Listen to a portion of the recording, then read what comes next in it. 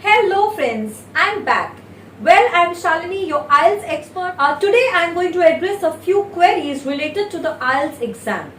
A lot of students ask me whether it's better to give the IELTS exam from a smaller town or remote test center rather than giving it from a big city.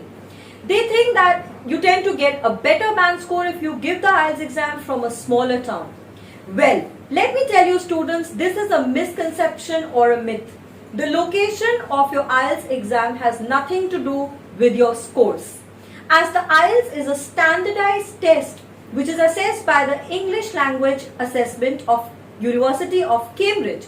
Hence, it won't matter whether you give the exam from a village or a small town or a big city, as your exam won't be checked locally.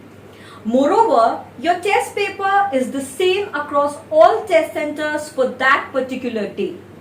So I would suggest that instead of finding a shortcut to your goals, prepare well for your IELTS exam and give the exam from your own city. Doesn't matter whether it's big or small.